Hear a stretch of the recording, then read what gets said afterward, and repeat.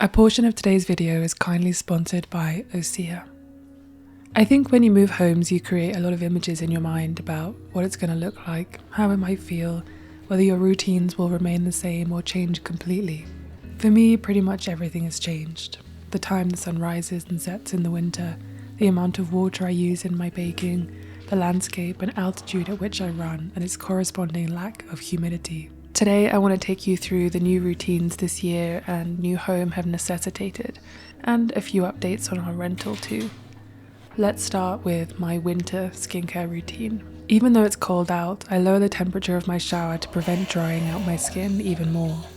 I also tried to use gentle soap bars to clean my skin and have created a new post-shower routine to really prevent further dryness and damage. Of course, I religiously moisturize my face and add sun cream on top, but I've now started ensuring I moisturize my entire body too. The products I use have begun to change as I'm always looking to source nationally rather than internationally. If you watched my Vlogmas winter morning routine, you'll know I started using Osea's face moisturizer in the morning and have recently started using their Undaria algae body butter for the rest of my body. This honestly smells so good. I wish I could eat it. This nourishing body butter includes nutrient-rich Undaria seaweed, whipped shea butter and ceramides which melt into the skin thanks to their ultra-hydrating formula, clinically proven to hydrate for 72 hours.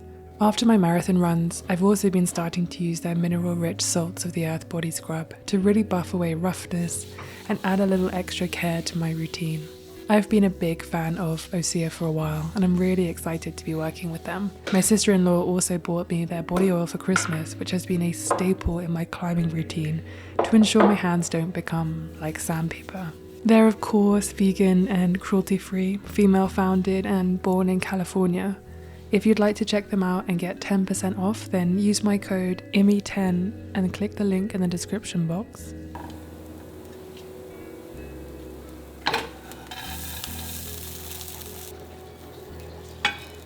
Another routine that has changed is where I grocery shop and how I meal plan. Eating seasonally has of course changed, being in a different climate, and what's available to me here has again also changed. So these are things that have changed in my routine, and so the way that I go about meal planning and grocery shopping has become something slightly different. So we're doing a little bit of meal prepping this morning, or meal planning, and I really want to dive more into kind of what is in season in Colorado. There seems to be quite a long sort of hungry gap, because obviously the winter is pretty long here, but they also have a lot of sunshine. And that's one of the biggest reasons why I have this farm tower, so that we can have some fresh things throughout the winter, like herbs and greens especially do well on this. I did try to grow some peas on this, but I really don't think that it's worth it for peas, because when I grew peas in the UK, I actually grew them outside over the summer and I had to plant a lot of plants just to get a good amount of peas. So I don't think that it's worth it to put it on this stand. But things that grow easily like kale and spinach and lettuce and herbs, we've been using them a lot, especially things like parsley. I've been using that a lot in things like salad dressings, you know, blending it up and then mixing it into a kind of vegan yogurt has been really nice to add to things. One of the things that I've noticed about here is, like for example today it's -19 Celsius. So it's very, very, very cold, but it's also very sunny. So even though it is cold, because it is sunny, you don't necessarily want to always be eating hearty things. So when it's cloudy and it's cold and it's snowy, we want to eat things like a vegan chili or lasagna or curries and things like that.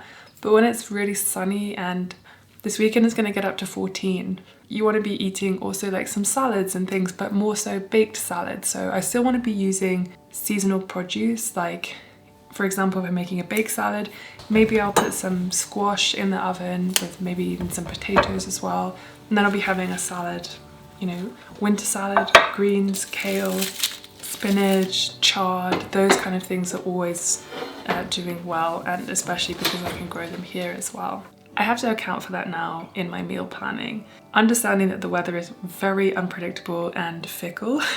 Today I'm going to be trying also to try and look at new things. I think if you watch a lot of my food videos, you realize I do eat a lot of the same things, and I would like to branch out just a little bit, see if we can look up some recipes and discover other content creators or recipe books that we have. I actually only have one recipe book by the Korean vegan, and I might go to H Mart as well in this meal planning because I want to get some vegan kimchi. I always love adding that to things, and she, Joanne, makes really good recipes that are just sort of hearty and warming, but also quite light as well. So you're getting that warmth for winter, but also that lightness because it's feeling sunny.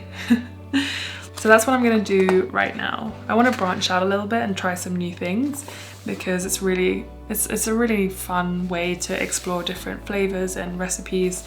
Actually, first I'm gonna look and see what we have, because we do have a lot of dried beans and things like that, which I rely on quite a lot in the winter.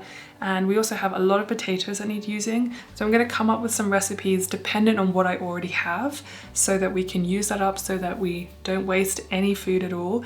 And then I'll look at recipes that incorporate some of those ingredients to see if we can make sure that we are being as sustainable as possible whilst making delicious food. I think because we actually have a lot of potatoes, maybe we should make like a shepherd's pie or something, which I have made before, but I don't make that very often, so I feel like that could be a really good thing to make.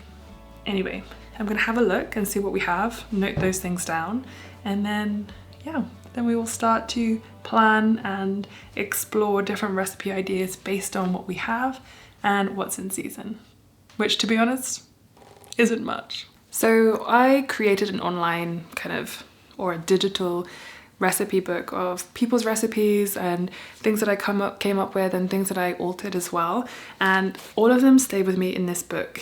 And it's actually incredibly convenient because it's pretty small, so whenever I go to the supermarket and I need to buy ingredients for certain recipes, I can just flip through this and it will have like all the recipes and all their ingredients as they are.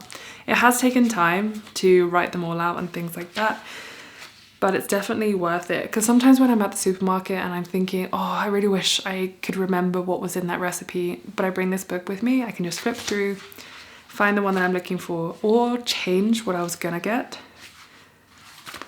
and do that. I'm still deciding on what I'm definitely going to do for the meal prep, but I think the shepherd's pie is definitely going to be one of them because we have those potatoes that need using. I think I'm also going to make a vegan chicken noodle soup. It's by Make It Dairy Free. If you haven't seen their channel, there are two of them. Andrew Bernard has his own channel, and if you like ASMR and you like vegan food, like, oof, his channel is a really great one to watch. I'll link it in the description below. And their Make It Dairy Free channel as well as this recipe. I am going to tweak it slightly because there are just certain things that I prefer to put in it, but the bare bones of it is mostly going to be this. We've also been getting soy curls a lot. You can't get them in the UK, but we found that we really like them here. I'm also thinking of making an Italian inspired white bean and pasta stew by Rainbow Plant Life. But again, I'm going to adjust it to make it a little bit more seasonal and just add in things and take away some things just to make it more of like my preferred recipe. This weekend we've also decided we're going to make a full English breakfast, vegan style, so let's get going with it.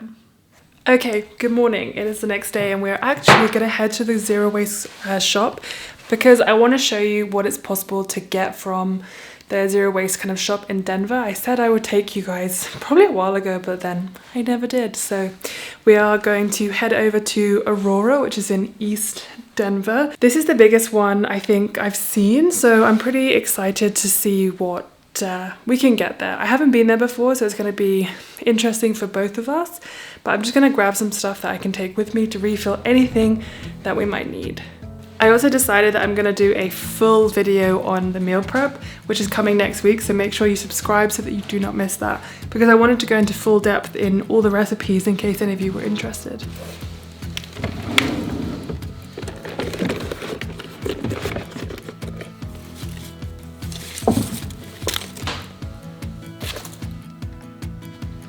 Even several years in, I still am not quite sure what to bring because, again, it's a new place, so I don't know what their rules are and I don't know what's available. So I'm basically bringing a few different kinds of mason jars, just ones that we have here, and then reusing these ones from our kimchi jars. Because I am going to Aurora. I think I might also go to the H Mart, which is around there, just to pick up some more vegan kimchi. The guy that we buy it from, he actually lives in Denver and started it during the pandemic, but sells the vegan version in H Mart as well. So it's super easy to get. Also going to take some stasher bags with me. I find that these are really helpful because they're also really light. And then just a few bags again, just in case. There are a few things that we definitely need to refill, but I want to talk to you a little bit about when I choose to repurchase things, but that's probably more so towards things that aren't a necessity every day. Obviously, when it comes to dishwasher tabs, washing laundry tabs, all that kind of stuff, we have to replace those because we need to use those. And we always try to find a better version each time, whether it's better because it's just works better or better because it actually is just a more sustainable option. In the US, I think they have drops, but I've never actually used drops before. If you've used drops and you like them, please let me know, because I think trying to get a subscription would be more convenient, just because then I wouldn't forget. And when I don't forget, then things go a lot more smoothly. Anyway, I'm gonna put my shoes on and then we're gonna head out.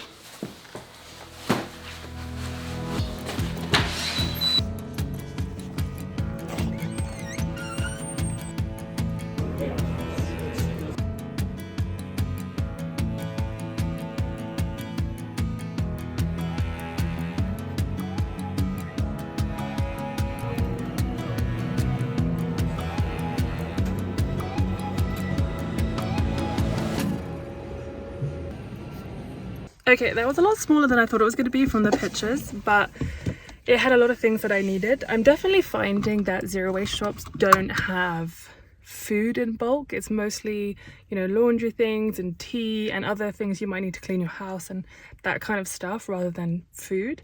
So yeah, we'll talk about that when we get back, and I'll show you what I got. But I did try to just stick to the things I absolutely needed, refilling things, and of course I also got some tea. And I got some coffee as well from a different roastery that was like right next door. So I'm pretty excited to show you that, but let's go home. Okay, so I've got a couple of things. I refilled my English breakfast tea, just got a small loose leaf one. And then what else did I get? I got a soap bar that's specifically for shaving. I had one of these last time when I used my leaf razor and I found it very, very, very helpful. So I decided to replace that. I also got a nail brush. I've been biting my nails a lot recently, I'm not quite sure why, so I'm trying to let them grow a bit and keep them nice and clean. Ever since I started climbing, I've been really trying to take care of my hands a lot more by moisturizing, keeping my nails tidy and clean and all that kind of stuff, so I got one of those. And because it is just becoming, well, it's going to become spring in the next month or two, I wanted to get a nail brush because I'll be in the garden hopefully a lot, so my nails will get dirty and I want to keep them nice and clean. I got two different kinds of dish soap. So I refilled one and I got a dish block. These are essentially using for two different things. It's a bit excessive having two, but I use them both. This is supposed to last a really, really, really long time, and I have some special brushes that I use to clean like the indoor composting and other things that I don't really want to mix brushes with for our dishes. So I just thought I'd get a different block as well. And then I just replaced some of our sponges, but I got this one instead of the other one that we got. The other one we got was biodegradable, but these ones are compostable. Yeah, compostable. And there are two different kinds of ones, because the original sponges are made from like nylon, so even though they break down, they never sort of go away. What else? And then I also got some coffee from Logan House. I don't tend to buy like refill coffee because I find that it's either quite old or I just haven't found one where it's truly delicious, you know? So I decided to support somewhere local, Logan Coffee House, which was also in the marketplace that I went to where this zero waste shop is. Okay, I'm going to put these away, and then I think we should talk about the garden because that is the next thing that is on my routines that has changed.